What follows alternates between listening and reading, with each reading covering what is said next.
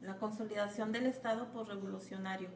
Introducción. La Revolución Mexicana no solo se traduce a una lucha armada, es a partir de este levantamiento armado de diferentes sectores sociales que se consolida el actual Estado mexicano. Cuando hacemos referencia al Estado nos referimos a la forma de gobierno, el territorio y la población. El Estado actual se debe entonces al proyecto político y legal que sentó las bases para la dinámica social y económica de la actual nación. Explicación. Triunfo del constitucionalismo.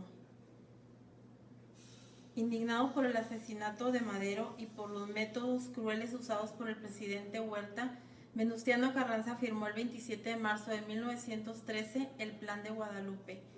En este documento se desconocía a Huerta y se reconocía como primer jefe del ejército constitucionalista a su signatario. Dicho documento también exaltaba la necesidad de una constitución. Pronto el Plan de Guadalupe fue secundado por un gran número de fuerzas revolucionarias y Huerta comprendió que debía abandonar la presidencia. En julio de 1914 renunció ante la Cámara de Diputados. Con este acto, Carranza triunfa y entra a la ciudad. Asume la presidencia y de manera inmediata comienza a tomar medidas para contrarrestar a Villa y Zapata. Villa y Zapata exigían al nuevo gobierno el cumplimiento del Plan de Ayala, que reclamaba la restitución de tierras a los campesinos. El ejército carrancista, apoyado por la embajada norteamericana, contaba con recursos y armas para enfrentar a Villa. Pronto la división del norte y Villa caerían ante los ejércitos constitucionales.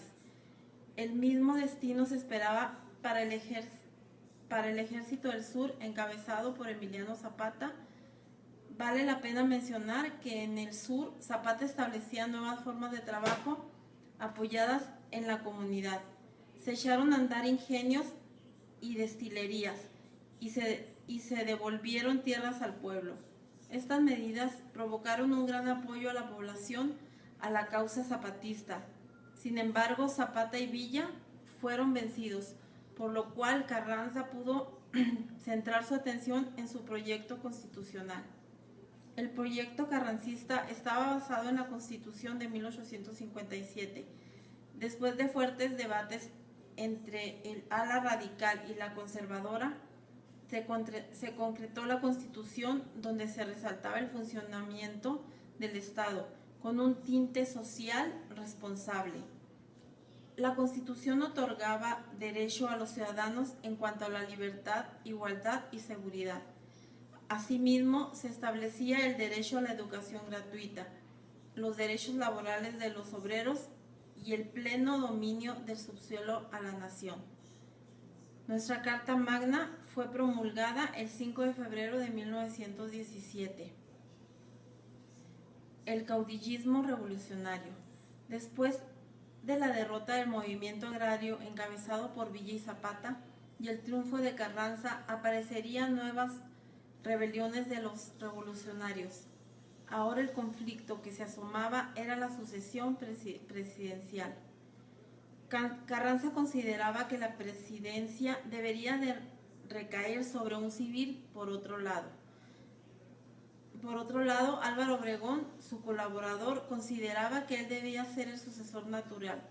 A sus ojos, su participación en el movimiento armado le daba la autoridad para merecer la sucesión.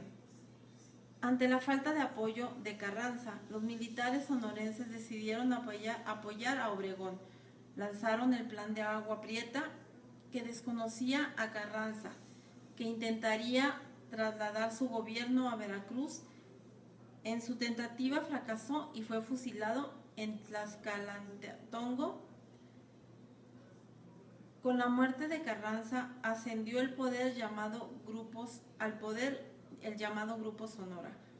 Entre los nombres que se destacaban estaban Álvaro Obregón, Plutarco Elías Calles y Adolfo de la Huerta. Este último asumió la presidencia en 1920. Para 1924, otro sonorense ocupó la presidencia, Plutarco Elías Calles, dependía de la Fuerza de Obregón, quien pronto contendió para la presidencia. Triunfó, pero fue asesinado. A la muerte de Obregón, Calles quedó como caudillo, convirtiéndose así en el jefe máximo de la revolución. Inició el periodo del maximato. Esto se refiere a que aún sin ser presidente, Calles era considerado como jefe máximo y tenía el control y autoridad sobre los asuntos del gobierno. Calles, buscando soluciones pacíficas a la sucesión del poder, creó en 1929 el Partido Nacional Revolucionario. El nuevo partido propuso a Pascual Ortiz Rubio como candidato a la presidencia. Durante la presidencia de Pascual Ortiz Rubio era evidente la influencia de Calles. Esto generó una severa crisis que provocó la renuncia del presidente. Calles, a través del partido, nombró como presidente a Abelardo Rodríguez. El cardenismo. El periodo presidencial del general Lázaro Cárdenas fue el primero en tener una duración de 6 años. Él consideraba que era urgente terminar con la influencia de Calles y lo expulsó del país en 1936. De esta manera se puso fin a la era del caudillismo revolucionario. La labor presidencial de Lázaro Cárdenas fue de suma importancia para la nación. Su gobierno se caracterizó por ser populista. Desarrolló una política de apoyo a diferentes sectores sociales. Distribuyó tierras a los campesinos, impulsó el ejido como forma de trabajo en el campo, creó la Confederación Nacional Campesina y la Confederación de Trabajadores de México. Su interés por las necesidades de los trabajadores lo llevó a tener una política regida por lo señalado en el artículo 123 constitucional. Para 1937, los trabajadores de la industria petrolera exigían aumento de salario y prestaciones correspondientes a lo marcado por la ley. Debido a que no hubo un acuerdo entre obreros y patrones, Cárdenas decidió decretar expropiada la industria petrolera el 18 de marzo de 1938. Cárdenas también dio gran impulso a la educación rural y técnica, creando el Instituto Politécnico Nacional. Un suceso político importante de este periodo fue la transformación del PNR. En 1939 pasó de ser PNR, Partido Nacional Revolucionario, a PRM, Partido de la Revolución Mexicana. Aunque el partido cambió su estructura constitucional identificándose con la revolución, hizo suyo los valores de la lucha armada, lo que generó apoyo de amplios sectores sociales. Acción. Cierre. El aparente fin del movimiento armado revolucionario no concluyó con el triunfo de los constitucionalistas y la promulgación de la Carta Magna. Ahora había que resolver la sucesión presidencial, tema sensible para los caudillos revolucionarios, quienes por su participación en el movimiento armado creían que eran herederos naturales de la silla presidencial. Durante esta etapa se crea el partido político abuelo del actual PRI y se generan los mecanismos de sucesión presidencial que hasta hoy siguen vigentes. Cabe resaltar que el fin del periodo caudillista da paso al del México moderno, donde los civiles harán acto de presencia en las escenas políticas de nuestro país.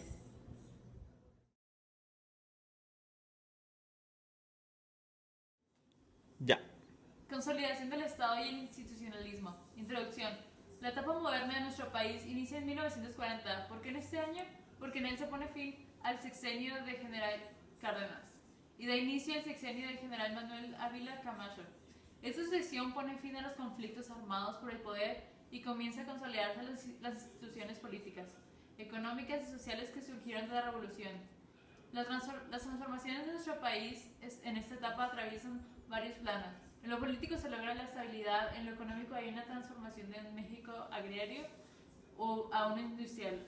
A consecuencia de un crecimiento económico sorprendente, el milagro mexicano, finalmente en lo social surgen ciudades y nuevos sectores. Explicación. Unidad nacional y civilismo. La llegada en 1940 de Ávila Camacho a la presidencia estuvo marcada por la crisis mundial. En septiembre de 1989, la irrupción de las tropas alemanas a Polonia había hecho estallar la Segunda Guerra Mundial, por lo que el presidente justificaba su llamado a la unidad nacional. Una vez concluido el maximato institucionalizado, los ideales revolucionarios en el Partido de la Revolución Mexicana en 1988, la presidencia de la República sería ocupada únicamente por los candidatos del partido oficial, todos concluyendo sus periodos aparentemente sin mayores complicaciones. Ávila Camacho fue el último general que ocupó la presidencia. Los sucesivos presidentes fueron civiles que no llegaron a la presidencia por sus méritos en campaña militar. El licenciado Miguel Alemán, sucesor de Ávila Camacho, demostró que el centro del poder ya no se localizaba en los militares, incluso estos ya habían dejado de ser parte del partido oficial. Se estableció que los miembros del ejército que desearan continuar las actividades del partido podrían hacerlo, pero ahora como individuos. Para 1945 señaló en el diario oficial que la participación directa del ejército en las actividades del partido ponía en peligro la necesaria cohesión de los militares. Por lo tanto, estos debían permanecer ajenos a ella. Con esto se puso fin a la carrera política de los militares, cediendo el paso a los candidatos civiles del partido oficial. El milagro mexicano. Durante esta etapa de la historia, años 40, México se esforzó por cambiar su organización económica. Años atrás, la economía se había caracterizado por el crecimiento y desarrollo del sector primario. La economía de nuestro país dependía sobre todo de actividades agropecuarias. Ahora intentaba desarrollar el sector secundario, la industria. Pasar la exportación de materias primas al desarrollo industrial se lograría a través de un modelo económico denominado sustitución de importaciones. Esto significaba dejar de importar bienes de consumo para importar bienes de capital que permitieran la creación de parques industriales en el país. Dicho modelo podría satisfacer las necesidades de consumo interno. No debemos negar que la situación mundial, Segunda Guerra Mundial, permitió al país lograr el crecimiento industrial, ya que las naciones estaban en guerra y no era posible que abastecieran nuestras necesidades de consumo. Entre 1940 y 1970, la tasa de crecimiento anual del Producto Interno Bruto superó 6%, un verdadero milagro económico. El sistema político mexicano. A partir de 1946, el sistema político mexicano se caracterizaría por el dominio del partido político oficial, el PRI, Partido Revolucionario Institucional. Esto no significaba la inexistencia de otros partidos políticos. El sistema político era pluripartidista, pero la historia demostró la hegemonía del partido oficial. Como herencia de la Revolución Mexicana, el sistema político instaurado en el país es republicano federal, con una forma de gobierno democrática. Los cargos públicos son de representación popular y temporales por el periodo estipulado, no dando posibilidad de reelección. Además, como ya saben, los mexicanos somos convocados al ejercicio de nuestro voto bajo la normativa marcada por las instituciones electorales. La Constitución de 1917 instituye la división de poderes. Es en las cámaras de diputados y senadores donde podemos ver el pluripartidismo. Hay legisladores provenientes de las diferentes fuerzas políticas. Cabe aclarar que este es un fenómeno de las últimas décadas. Es importante reconocer la creación de instituciones que intentan afinar la estructura política. Sin embargo, aún hay mucho por hacer. Los ciudadanos esperamos que nuestros representantes realmente sean la voz que legisle y gobierne en bien de la comunidad política mexicana. Cierre. Seguramente el recorrido hizo test familiar. Esto se debe a que prácticamente son sucesos correspondientes al México contemporáneo. Este recorrido intenta puntualizar algunos aspectos. Ojalá despierten en ti la curiosidad para mirar más de cerca los hechos contemporáneos. Prácticamente las ciudades que conoces y las instituciones con las que te relacionas han sido resultado de las políticas que han ido tomando cuerpo a partir de la constitución del Estado actual. No es sin menospreciar la arquitectura institucional que permite que hoy en día podamos ejercer nuestros derechos